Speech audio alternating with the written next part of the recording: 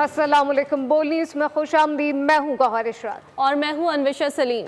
बिल्कुल, और अपने नाजरीन को लम्हा बलम्हा बदलती हुई सूरत हाल से आगाह कर रहे हैं। जो कुछ हो रहा है अपने नाजरीन तक पहुँचाने एक अहम खबर भी अपने नाजरीन तक पहुँचाएं कि सुबह सवेरे इसराइल पर ईरानी हमलों में 86 अफराद जख्मी हुए। पासदारान इनकलाब की जानिब से जारी बयान में कहा गया कि ईरान ने अभी तक बुनियादी सलाहियतें इस्तेमाल नहीं की हैं, जबकि इसराइल पर खैबर शिकन समेत 40 मिसाइल दाग दिए गए हैं और अमरीका इस जंग में तीसरा शरीक बन चुका है। यह अहम और बड़ी डेवलपमेंट हुई है। सुबह सवेरे इसराइल पर ईरानी हमलों में 86 अफराद जख्मी हुए। सुबह सवेरे इसराइल पर ईरानी हमलों में 86 अफराद जख्मी हुए। पासदारान इनकलाब की जानिब से जारी बयान में कहा गया कि ईरान ने अभी तक बुनियादी सलाहियतें इस्तेमाल नहीं की। इसराइल पर खैबर शिकन समेत 40 मिसाइल दागे गए हैं।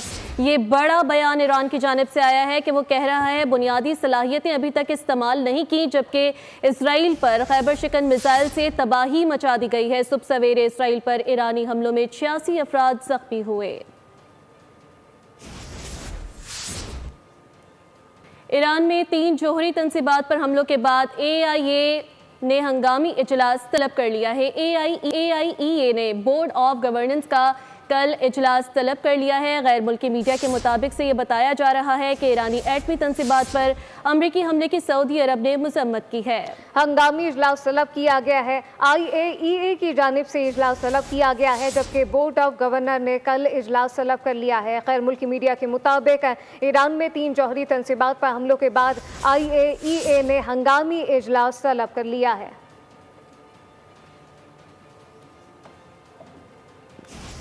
अपने नाज़रीन को यह अहम खबर पहुँचाएँ। ईरान में 3 जौहरी तंसीबात पर हमलों के बाद IAEA ने जौहरी इस मुतालिक एक अहम इजलास तलब किया है, जबकि बोर्ड ऑफ गवर्नर ने कल इजलास तलब कर लिया है। गैर मुल्की मीडिया के मुताबिक IAEA की जानिब से हंगामी इजलास तलब किया गया है। बोर्ड ऑफ गवर्नर ने कल इजलास तलब कर लिया है। ईरानी एटमी तंसीबात पर अमरीकी हमले की सऊदी अरब ने भी मजम्मत कर दी है। सऊदी हुकूमत की जानिब से जारी बयान में वाज़ेह कर दिया गया कि ईरान पर अमरीकी हमले से गहरी तशवीश है। ईरानी एटमी तंसीबात पर अमरीकी हमले की सऊदी अरब ने मजम्मत कर दी है। सऊदी अरब की जानिब से जारी बयान में कहा गया कि ईरान पर अमरीकी हमले से गहरी तशवीश है। सऊदी वज़ारत ख़ारजा ने मसले के सियासी हल पर जोर दिया। ईरानी एटमी तंसीबात पर अमरीकी हमले की सऊदी अरब ने मजम्मत कर दी है। सऊदी हुकूमत की जानिब से जारी बयान में कहा गया कि ईरान पर अमरीकी हमले से गहरी तशवीश है।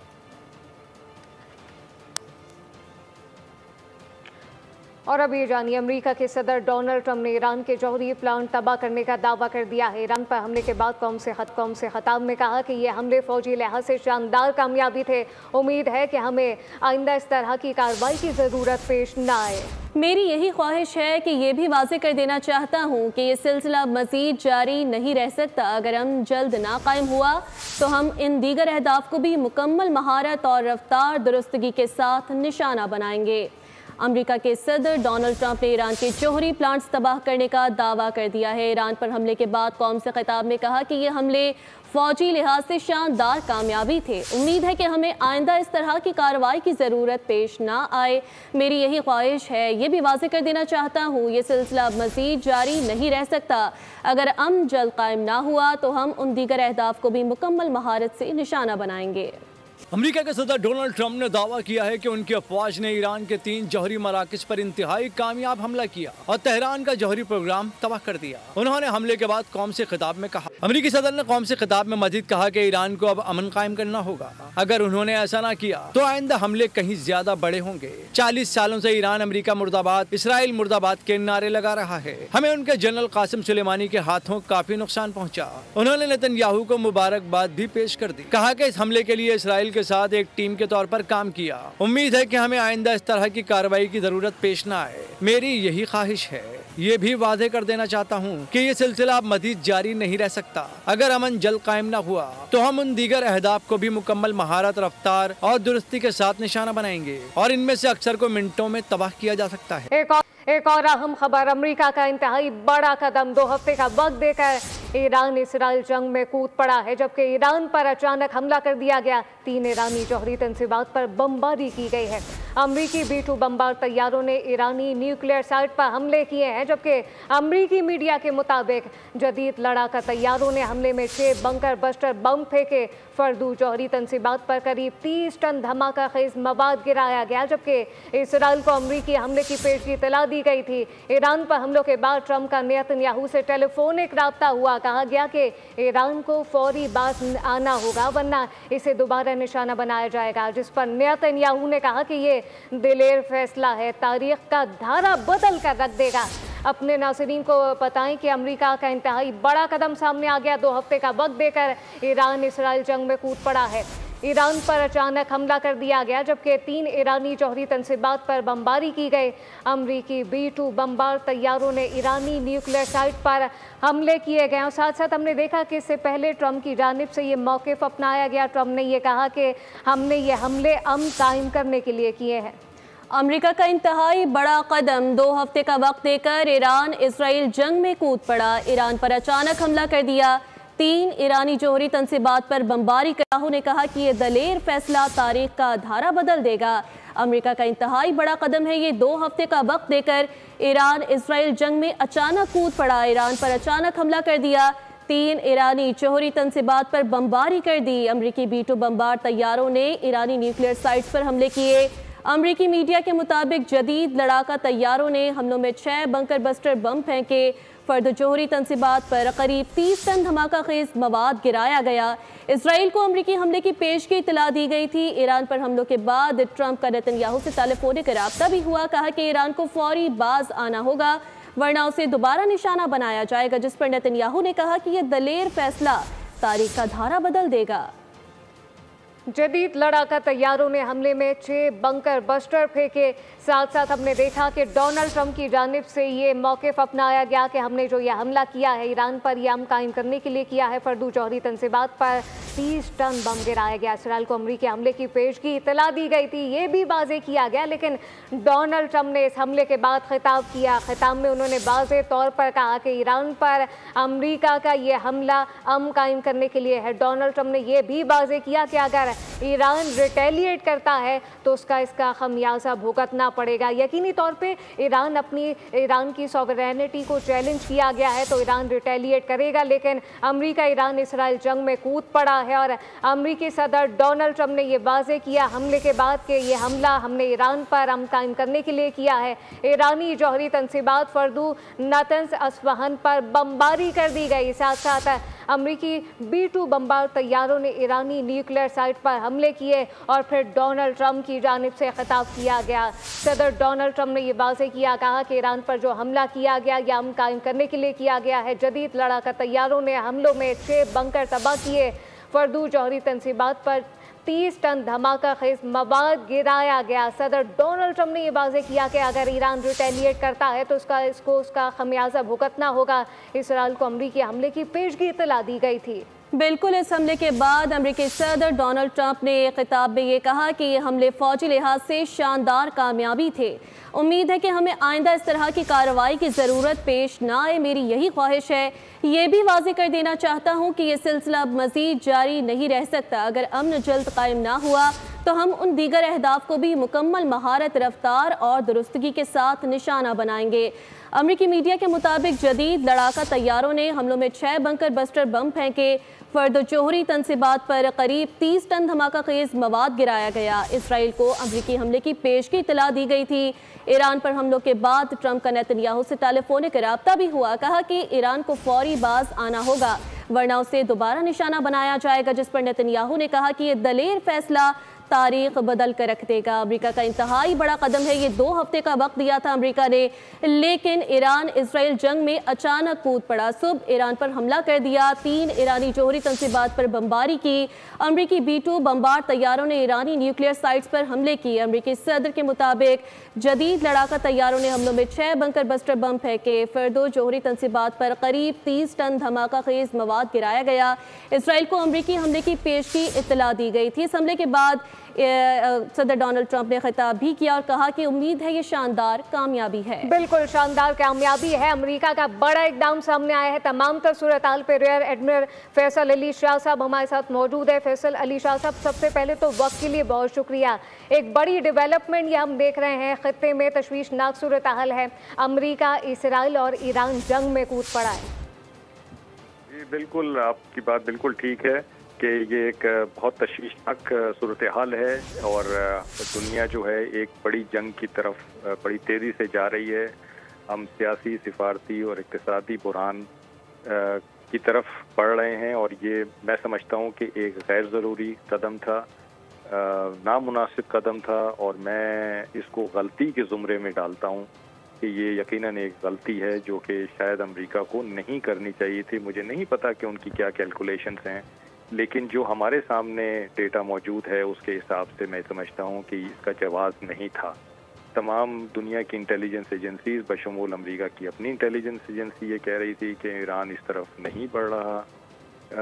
इस वक्त उनकी कांग्रेस में ये बहस हो रही है कि हमसे क्यों नहीं ये डिटेल्स शेयर की गई और हमें क्यों नहीं कॉन्फिडेंस में लिया गया, हमारे बगैर इस जंग का आगाज़ क्यों कर दिया गया है, क्योंकि अब अमेरिका बाकायदा इस जंग का हिस्सा बन गया है और सदर ट्रंप के मुआवजे की बात हो रही है। तो आप ये देखिए कि एक बड़ा गलत ट्रेंड सेट हो रहा है कि वो ना तो इंटरनेशनल सिस्टम को मानते हैं, ना वो अपने मुल्क के सिस्टम को मानते हैं और जो उनके दिमाग में है, जो उनके दिल में है, उसकी मनमानी वो कर रहे हैं। बावजूद इसके कि उनकी मजम्मत भी की जा रही है, लोग उनको मना भी कर रहे हैं, समझा भी रहे हैं, लेकिन उसके बावजूद वो ये समझते हैं कि मैं सही हूँ और ये एक गलत प्रेसिडेंट है दुनिया में। जिस मुल्क के पास ताकत होगी आइंदा वो किसी भी वीक मुल्क पे, कमज़ोर मुल्क पे हमला कर सकता है, ये कह के कि मैं समझता हूँ कि ये हमला मेरे हक में है। अमेरिका को इस जंग से या ईरान से कोई डायरेक्ट थ्रेट नहीं था और ना है। उसके कुछ मिलिट्री बेसिस ज़रूर मिडिल ईस्ट में मौजूद हैं, उसके शिप्स इस वक्त बहरे अरब में मौजूद हैं और खलीज फारस में मौजूद हैं। क्या अमेरिका ने अपने लोगों को जानबूझ के इस जंग में नहीं धकेल दिया है? क्या उनके ऊपर अब खतरात के बादल नहीं मंडला रहे हैं क्योंकि ईरान को ये मजबूर कर दिया गया है कि आपने रिस्पॉन्ड अब करना है?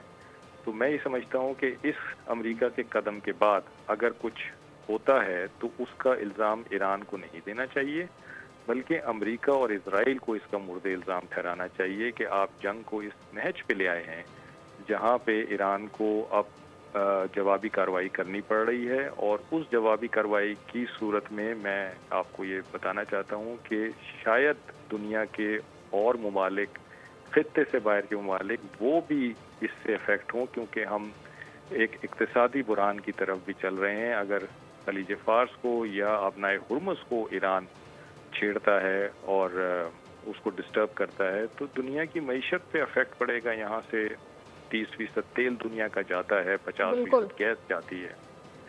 तो ये हम एक बहुत बड़े बुरान की तरफ बढ़ रहे हैं और मेरा ख्याल है कि जो दुनिया के दूसरे रिस्पॉन्सिबल स्टेट्स हैं जिसमें रशिया और चाइना सर फहरिस्त हैं, उनको चाहिए कि वो अपना सिफारती और सियासी असर व रसूख इस्तेमाल करें इस वक्त पुरजोर तरीके से और इसको मज़ीद आगे बढ़ने से रोकें।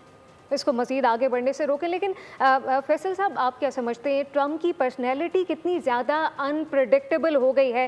पिछले दिनों जो उनके स्टेटमेंट हमने देखे, मुसलसल उनके स्टेटमेंट चेंज हो रहे हैं। वो कह रहे हैं कि हम अमन कायम करने की कोशिश कर रहे हैं। तो ये किस किस्म का अमन कायम करना चाहते हैं डोनाल्ड ट्रंप इलीगल हमला करके ईरान पे, और फिर वो कह रहे हैं कि कांग्रेस की हिमायत भी उनको हासिल नहीं थी?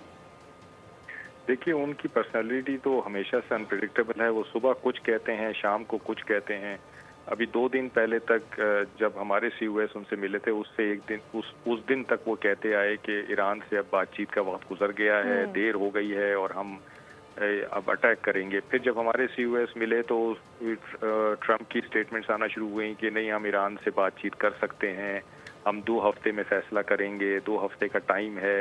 फिर यूरोपी जो वज़ीर ख़ारजा हैं उनकी मुलाकात भी हुई ईरानी वज़ीर ख़ारजा से। ईरानी वज़ीर ख़ारजा ने कहा कि हम दोबारा भी उनसे मिल सकते हैं, बात कर सकते हैं। तो मतलब ये चीज़ें ऊपर नीचे चल रही हैं और आपकी बात सही है कि ट्रंप साहब की पर्सनैलिटी तो कोई प्रेडिक्ट कर ही नहीं सकता। आज कुछ हैं, कल कुछ हैं, शाम को कुछ हैं, सुबह कुछ हैं।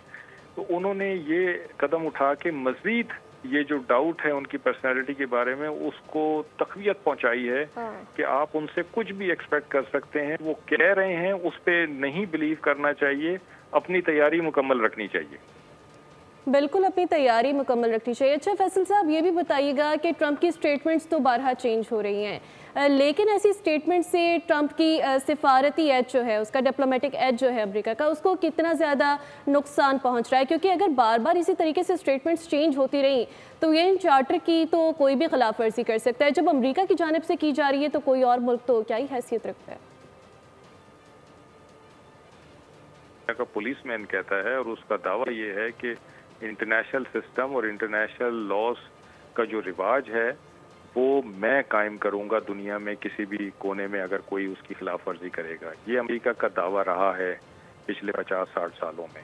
तो आज अगर अमेरिका ही उस रिवाज की पामाली कर रहा है, अगर अमेरिका ही इंटरनेशनल सिस्टम्स और रूल्स को नहीं मान रहा है, तो आप क्या मैसेज दुनिया को दे रहे हैं? फिर तो अगर किसी और खित्ते में कोई और मुल्क किसी और मुल्क के ऊपर इस जवाब पे हमला करता है कि जी मैं समझता हूँ कि ये मेरे लिए जायज़ है और मुझे ख़तरा था और मैं बावजूद इसके कि मुझे सब मना कर रहे हैं लेकिन मैं अटैक करूंगा, तो अमेरिका उसको कैसे रोक सकता है? ये एक बहुत गलत प्रेसिडेंट सेट हो रही है। दूसरी गलत प्रेसिडेंट ये सेट हुई है गलत कि आप देखिए इंटरनेशनल लॉ के तहत आप न्यूक्लियर फैसिलिटीज़ को अटैक नहीं कर सकते हैं, और ये हिस्ट्री में पहली दफ़ा हुआ है कि इतनी एडवांस न्यूक्लियर फैसिलिटीज़ को आपने अटैक कर दिया। और ये रूल इसलिए बनाया गया है कि इनको अटैक करने से जो ताबकारी है वो उसको उसके असरात को आप नहीं रोक सकते, किसी तरह नहीं रोक सकते, वो कहीं भी जा सकते हैं।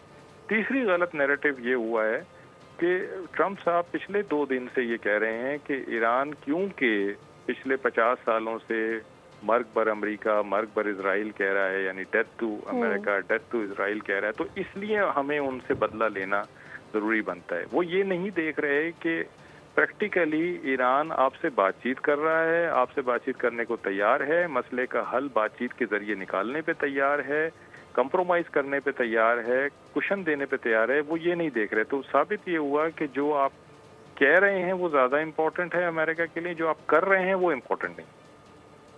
सही। लेकिन फैसल साहब, आप समझते हैं एक जहन में सबके सवाल अब ये उभर कर आ रहा है कि ईरान के पास अब क्या ऑप्शन बाकी रह गए हैं जब अमेरिका ने हमला कर दिया है? ऑब्वियसली ईरान रिटेलिएट करेगा। ईरान पहले भी एक वार्निंग दे चुका है कि अमेरिकी फ़ौजी अड्डों को निशाना बनाया जाएगा अगर अमेरिका ने ये गलती की।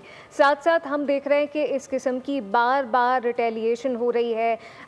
पहले हम देख रहे हैं अमेरिका कह रहा है कि नहीं जी हमें नोबेल इनाम मिलना चाहिए सदर डोनाल्ड ट्रंप को, उसके बाद फिर इस तरह से अचानक हमला कर देना।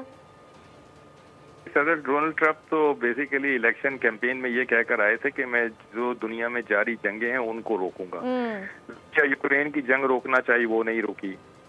पैलेस्टीन और इजराइल में उन्होंने मुदाखलत की, वो नहीं रोकी। इंडिया पाकिस्तान की जंग उन्होंने रोक दी, तो उसका वो क्रेडिट हर जगह बताते हैं कि मैंने वो जंग रोक दी है। लेकिन जो जंगें चल रही थी उन पे उनका कोई असर नहीं हुआ और खुद एक नई जंग में शामिल हो गए हैं। तो बिल्कुल आपकी बात सही है कि जो ट्रंप साहब हैं वो एक अजीब डगर पे चल रहे हैं। और ईरान के पास देखिए अभी मिसाइल वॉरफेयर तो वो चल कर रहा है। अभी उसने अटैक किया इजराइल पे दोबारा, और अब ईरान की अमली ये रही है कि शुरू में वो अपने हल्के मिसाइल भेजता था ताकि इजराइल का एयर डिफेंस सिस्टम वीक हो। को शायद पता हो कि 144 मिलियन डॉलर लगते हैं इजराइल के ईरान के एक मिसाइल को गिराने में। तो आप इमेजिन करें कि कितने मिसाइल अभी तक ईरान ने फेंके हैं। और हम ये देखते हैं कि इजराइल कहता है कि जी मैंने उनके मिसाइल फजा में मार दिए। तो एक मिसाइल मारने में 144 मिलियन डॉलर लगते हैं। तो कितने मिसाइल मारे हैं और कितना इजराइल की इकोनॉमी को फर्क पड़ा है ये हम कैलकुलेट नहीं करते। हम सिर्फ ये देखते हैं कि ईरान के मिसाइल वहां नहीं पहुंच सके, लेकिन वो उसकी इकोनॉमी को डेंट कर रहा है। दूसरा, ईरान के पास जो हरबा है, और अब ईरान जो है अपने अच्छे हाई एंड मिसाइल जो है वो भेज रहा है जो कि पेनिट्रेट कर रहे हैं उनके डिफेंस सिस्टम में और गिर रहे हैं और तबाही मचा रहे हैं। दूसरा, ईरान के पास जो एक मैं समझता हूँ स्ट्रेंथ है वो ये खलीज फार्स की है और अपनाए हुर्मस की है, जहाँ पे उनका जोग्राफिया उनको ये ताकत प्रोवाइड करता है कि वो खलीज फार्स को और अपनाए हुर्मुज़ को डोमिनेट करें। और उन्होंने अपनी जोग्राफिया को यूज़ करते हुए वहाँ पे बहुत अच्छा मजबूत किस्म का अस्करी सिस्टम तरतीब दिया हुआ है। मैं समझता हूँ कि उनके लिए ये मिनटों की बात है कि वह अपनाए हुर्मुज़ को बंद कर दें या खलीज फार्स को डिस्टर्ब कर दें। आप देखिए कि जितने भी खलीजी ममालिक हैं उनको फ़र्क पड़ेगा, उसके आस पास जो ममालिक हैं बशमूल पाकिस्तान हमें फ़र्क पड़ेगा, और जो दूर के ममालिक हैं, चाइना है, फार ईस्ट है, उन सबको फ़र्क पड़ेगा क्योंकि सबका तेल और गैस यहाँ से जाता है। बिल्कुल, और तेल की कीमतों में भी इजाफा होगा, यकीनी तौर पे महंगाई भी आसमान को जाएगी अगर यही सूरत हाल चलती रही, जो कि लग भी रहा है जब से अमेरिका तीसरा शरीक बन गया इस जंग का। लेकिन फैसल साहब, आप समझते हैं चाइना और रशिया का किरदार भी बड़ा अहम है? कोई एक्सपेक्टेड रद्द-ए-अमल हम देख रहे थे? देखिए, जैसे पहले मैंने पहले कहा कि चाइना और रशिया को अपना वेट डालना चाहिए ज़रूर इसमें, अब सिफारती तौर पे, सियासी तौर पे वो ख़तरे में है। चाइना की इकॉनमी जो है उसको बहुत फ़र्क पड़ सकता है अगर उसकी एनर्जी सप्लाईज डिस्टर्ब हों तो। इसी तरह रशिया अपना रसूख इस इलाके से ख़त्म नहीं करना चाहेगा, तो उसके भी इंटरेस्ट यहाँ पे एट स्टेक हैं। और मेरा ख्याल है कि इन दोनों को अब मैदान में आना चाहिए, सिफारती मैदान में और सियासी मैदान में, और अपना किरदार भरपूर तरीके से अंजाम देना चाहिए। बिल्कुल, अपना किरदार भरपूर तरीके से अंजाम देना चाहिए। अच्छा, पेट्रोल प्राइसेस बढ़ती जा रही हैं, पाकिस्तान की मईशत पे इसके क्या असरात होंगे फैसल साहब? देखिए, हमारी 90% से ज़्यादा जो तिजारत है वो सी से आती है और हमारा 100% तेल सी से आता है। तो हम एक इतनी बड़ी कंट्री नहीं है कि हमारे पास कई महीनों के ज़खायर मौजूद हों। हमारे पास जाहिर बात है कि एक लिमिटेड ज़खायर मौजूद होते हैं और फिर हम उनको रिप्लेनिश करते रहते हैं नए तेल से। तो अगर ये प्राइसेस बढ़ जाती हैं या तरसील बंद हो जाती है तो हमारे यहाँ तो ऑलरेडी हमारी मईशत वीक है, हम IMF के प्रोग्राम में हैं, हमारे लिए इस सिचुएशन को सस्टेन करना मुश्किल हो जाएगा। हमारे लोगों की जिंदगियों पे इसका असर पड़ेगा। तो हमें भी अब, क्योंकि हमारा एक माशाल्लाह स्ट्रेचर इस बुनियानुल मरसूस के बाद अच्छा हुआ है, खत्ते से बाहर के मुल्क हमारी तरफ देखते हैं, तो हमें अपना असर व रसूख भी इस्तेमाल करना चाहिए, अपनी आवाज़ बुलंद करनी चाहिए, क्योंकि हमारा अपना इंटरेस्ट भी एट स्टेक है इस किस्से में। तो ये हमारे बिल्कुल हमसाये में जंग आ गई है। हमसाये में जंग अगर आ जाए तो वो जाहिर बात है कि हमसायों के लिए भी अच्छी साबित नहीं होती है। तो हमें करना चाहिए, और हमारे वज़ारत ख़ारजा ने इस वक्त बड़ी अच्छी स्टेटमेंट दी है और मेरा ख्याल है कि हमारा जो असर है हम उसको इस्तेमाल करेंगे। बिल्कुल, हमारा जो असर है उसको इस्तेमाल करेंगे। साथ साथ एक बड़ी डेवलपमेंट हम देख रहे हैं खत्ते में होती हुई, खत्ते के अमन को खतरे में डाल दिया गया है। अमेरिका तीसरा शरीक बन गया है ईरान और इसराइल जंग का। इस तमाम तर सूरत-ए-हाल पे हमारा पैनल हमारे साथ मौजूद था। रियर एडमिरल फैसल अली शाह साहब साथ मौजूद है, एहतशामुल हक सीनियर तज्ज़ियाकार, आप दोनों का बहुत शुक्रिया।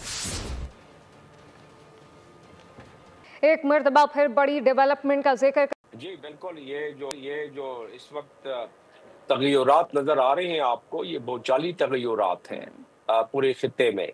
और पहली बात तो ये है कि इसमें सरप्राइज़ का कोई एलिमेंट मुझे नज़र नहीं आता, बासिवाय इसके कि 14 दिन का कह के और 3 दिन में हमला कर दिया है अमेरिका ने। लेकिन उसमें भी जो लोग जानते हैं डोनाल्ड ट्रंप की टीम को और जो लोग जानते हैं अमेरिकन निज़ाम को, उनको इल्म है कि इजराइल के फ़ायदे में अगर कोई डिसीजन होगा तो उसमें पूरी की पूरी वहाँ की लॉबी काम आएगी, जिसको ज़ायनिस्ट लॉबी कहते हैं या इजरायली लॉबी भी कहते हैं। तो वो काम आएगी और वो इर्द गिर्द जितने भी खड़े होते हैं आपको नजर आते हैं जो प्रेस कॉन्फ्रेंस करते वक्त प्रेसिडेंट ऑफ अमेरिका के पीछे, वो आप देखेंगे उनके ताने बाने और उनके डायरेक्ट लिंक इजराइल के साथ होता है। और ये इस पे बहुत इजराइल ने पिछले कोई 1897 से लेके अब तक इजराइल इस पे काम करता रहा है, जब इसकी बुनियाद रखी गई थी ज़ायोनिज़्म की 1897 में स्विट्जरलैंड में। लेकिन अभी आप क्योंकि फिल वक्त बात हो रही है ईरान की, हम इस पर आ जाते हैं, बाद में बात करेंगे ग्रेटर इजराइल वगैरह के। हालांकि ये तमाम की तमाम चीज़ें उसी का शाखसाना है। बहरहाल अभी जो हमला हुआ है इस वक्त जो अमेरिका ने रात को किया है, इसकी तो गुजारिशात काफ़ी अरसे से जा रही थी नेतन्याहू की तरफ से, और वो इसलिए जा रही थी कि वो तो 2012 में जब उन्होंने जनरल असेंबली में तकरीर के दौरान पूरा स्केच दिखलाया कि ईरान तो इस काबिल हो गया है कि वो इनरिच कर लेगा, इनरिचमेंट कर रहा है, दुनिया के लिए खतरा है, हमारे लिए खतरा है। और आज उसको डोनाल्ड ट्रंप ने अपनी तकरीर के दौरान हमला करने के बाद जो उन्होंने तकरीर फरमाई है उसमें उन्होंने कह दिया है कि अब दुनिया को कम से कम न्यूक्लियर का खतरा नहीं है, हमने उसको तहस नहस कर दिया है। बात तो ये है कि ये बात किसी हद तक दुरुस्त भी है कि अमेरिका के पास ही वो ताकत और वो कुव्वत है जो बंकर बस्टर 3000 पाउंड के बम जो कि 200 फीट तक जमीन के अंदर जाके तबाही मचाते हैं, उन्होंने मचा दी। खासतौर पे फोर्डो में जहाँ के पहाड़ियों के नीचे ये सारी फैसिलिटीज मौजूद थी, नैटन का भी है, ठीक है, इस्फहान का भी, लेकिन ज्यादा नुकसान तो उन जगहों पर जहाँ बिल्कुल महफूज था। तो ये कर दिखलाया उन्होंने। अब सवाल बड़ा ये पैदा होता है कि एक दूसरों को मुबारकबाद तो दे दी, डोनाल्ड ट्रंप ने नेतन्याहू को दे दी, नेतन्याहू ने डोनाल्ड ट्रंप को दे दी, और डोनाल्ड ट्रंप ने बता दिया नेतन्याहू के magnificent job, Netanyahu has done a magnificent job by bombarding the entire Iran and by starting the war unilaterally against all the international laws. If he has done it starting from 13th of June, तो उसका मतलब बहुत अच्छा magnificent काम किया है बच्चे आपने, ठीक है। तो ये तो उन्होंने शाबाश दे दी। इन टर्न नेतन्याहू ने भी बहुत मुबारकबाद दी कि जी आपने बड़ी कामयाब किस्म की बम्बार्डमेंट किया। तो ये बताता है आपको, क्या बताता है ये, इसलिए कि एक तो ये है कि डिफेंस एग्रीमेंट है अमेरिका का और इजराइल का। दूसरी बात ये कि इजराइल अपने पैरों पर खड़ा ही नहीं हो सकता अगर अमेरिका उसको सपोर्ट न करे। इस वक्त भी जितने बहरी बेड़े इस वक्त मौजूद हैं खलीज फारिस में और बहरिया अहमर में, वो सारे के सारे उसी इजराइल की मदद में ही है ना। अगर इजराइल की मदद ना होती तो आज बच्चों की और औरतों की चीथड़े आसमानों पर जा रहे होते गजा में, मुमकिन नहीं था। इजराइल क्या काम रह सकता था अगर ये जो हम कहते हैं ओआईसी जिसकी कल इजलास भी हुआ है वज़राए खारजा का, 1.8 बिलियन हैं ये लोग जो 57 ममालिक के रहायशी हैं। अगर ये एक 1.5 लीटर वाली पानी की बोतल ले जाके अगर फेंकना शुरू करें तल अवीव में, तल अवीव डूब जाएगा। इतना छोटा मुल्क है इजराइल, लेकिन क्योंकि उसको ताकत है, अमेरिका की ताकत है, लिहाजा वो दंदनाता फिर रहा है और अब भी धमकियां दे रहा है। अब क्या हो सकता है यहां से आगे, फिर कहां जाएंगे? यहां से आगे ईरान के पास क्या रास्ते हैं? ईरान एक बहुत ही ज्यादा नजरियाती मुल्क भी है और अपनी रवायतों की पासदारी करना जानता है, अपनी इज्जतों तकरीमों नामी उसकी हिफाजत जानता है। ये 7000 साल की हिस्ट्री ये बयान करती है उसके लिए। तो उस लिहाज से देखा जाए तो ईरान ने कह दिया है कि डिप्लोमेसी भी कर रहा है ईरान। उसने यूएन सिक्योरिटी काउंसिल में दरखास्त दे दी है कि जी इस पे इजलास पैदा करें आप कि इंटरनेशनल कानून की खिलाफ वर्जी हुई है, हमें रिलीफ दिया जाए। तो वो मल्टीलैटरल डिप्लोमेसी है। दूसरी तरफ उन्होंने कह दिया है कि जो आपने ये ज्यादती की है इसका हम हक महफूज रखते हैं अपने यूनाइटेड नेशंस के आर्टिकल 51 के तहत, और जो कि वो कहीं ना कहीं रिटेलिएट तो उसने करना है। अब वो रिटेलिएशन उसी किस्म की होगी, well measured, well calibrated, well negotiated through a diplomatic channel, या उसके बगैर होगी। क्योंकि अगर उससे बगैर हुआ तो फिर तो मजीद ये मामला फैलता जाएगा, फिर बात कहां तक पहुंचेगी हम तखमीना लगा सकते हैं। ईरान कह चुका था कि अगर मेरे ऑयल तनसीब पर आपने हमला किया, तनसीबात पर, गैस पर तो आप कर चुके, अगर तनसीबात पर हमला हुआ तो इस पूरे खत्ते में कोई भी ऑयल की तनसीब बाकी नहीं रहेगी।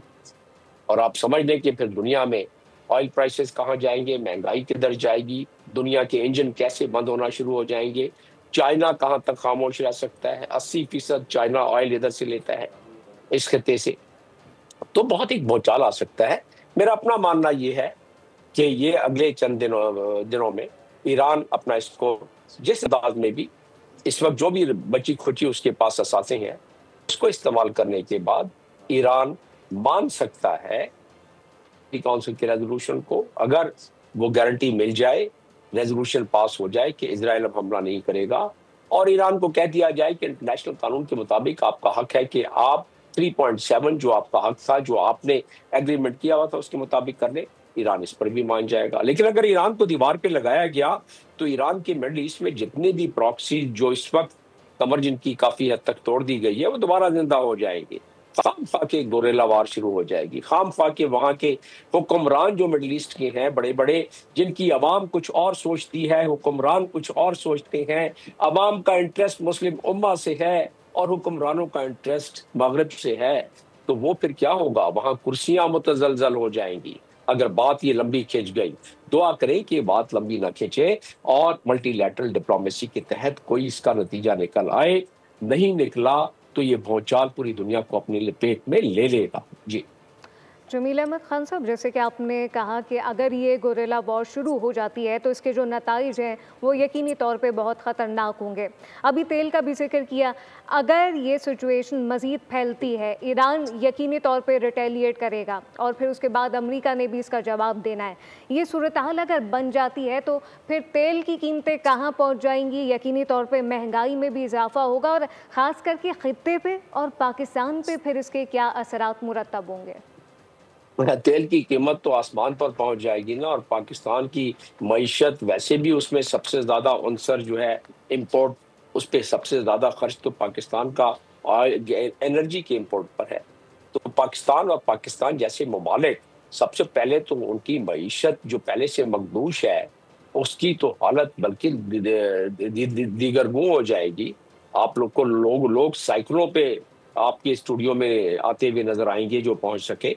आपकी रस्तगाहें जो है वो फ्रीज हो जाएंगी, आपके इंजन्स, आपकी मशीनरी चलना उसमें बहुत कम हो जाएगा, क्योंकि ऑयल आपके पास इस्तेदाद ही नहीं रहेगी कि आप अमेरिका से ऑयल मंगा के पैसिफिक के जरिए और अटलांटिक के जरिए आप दूसरी तरफ से ऑयल मंगवाएं। वो आप में इस्तेदाद ही नहीं रहेगी, ऑयल इतना महंगा हो जाएगा।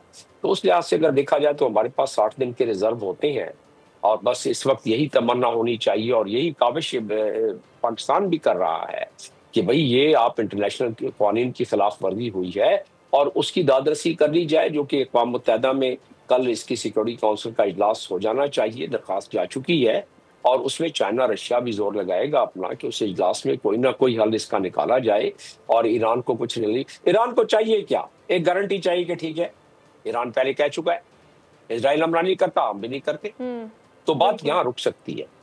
लेकिन अगर ये ऐसा नहीं हुआ तो ये कौम इतनी खुददार कौम है ईरानियन कि उसमें मसला, पाकिस्तान के लिए एक मसला और है। पाकिस्तान में जो बाकी कम्युनिटीज रहती हैं, हम सारों के दिल धड़कते हैं, जाहिर है, ये हमारे प्राइम मिनिस्टर कह चुके हैं, ये बाकी हमारे अकाबरीन कह चुके हैं, ईरान हमारा ब्रदर मुल्क है, मुसलमान मुल्क है, लेकिन एक खास कम्युनिटी भी तो इधर रहती है जिसकी तादाद तकरीबन आबादी 25 से 30% अहले तशी हजरात हमारे भाई जो इधर हैं वो भी तो है ना, जिनके साथ पाकिस्तानी तो उनके साथ कदम से कदम मिला के खड़े हुए हैं। कोशिश यही की जाएगी कि तफरका बाजी पैदा की जाए, जिसका कि आज इंडिया दिया है ISPR ने भी। उस तफरका बाजी को पाकिस्तानी कौम अब इतनी बेवकूफ नहीं रही, वो समझती है ऐसे मामलात में अल्लाह ना करे कि कोई तफरका बाजी वाली बात आए। कोशिश करेंगी कुछ ताकतें दुनिया की, बाहर की ताकतें, हमारे दुश्मन ताकतें, लेकिन इस वक्त हर मुसलमान बिना रंग और नस्ल के, कल उर्दुगान साहब ने क्या कहा कि ना कोई एशियन है, ना कोई अफ्रीकन है, ना कोई शिया है, ना कोई सुन्नी है, ना कोई एलावाइट है, ना कोई कुर्द है, यहाँ सब ये सब एक नजरिए के मानने वाले। तो उस लिहाज से अगर देखा जाए तो पाकिस्तान पे भी एक बॉटम अप प्रेशर आएगा, कुवैत में भी एक बॉटम अप प्रेशर आएगा और बहरीन में भी एक बॉटम अप प्रेशर आएगा। तो ये तमाम जो ममालिक हैं, क्योंकि कुवैत में 35% के करीब अहले नशी होते हैं, बहरीन में 75% के करीब है, UAE में कोई 20% के करीब है, दमाम दहरान में सऊदी अरेबिया में वहाँ एक तादाद है। तो इस तरह इतनी आसान काम नहीं है, इसलिए इसका मल्टीलैटरल जो टूल्स हैं उसके जरिए इसका हल निकालना चाइना के लिए भी बहुत ज़रूरी है, रशिया के लिए भी ज़रूरी है और पाकिस्तान जैसे मुल्कों के लिए तो है ही है ज़रूरी।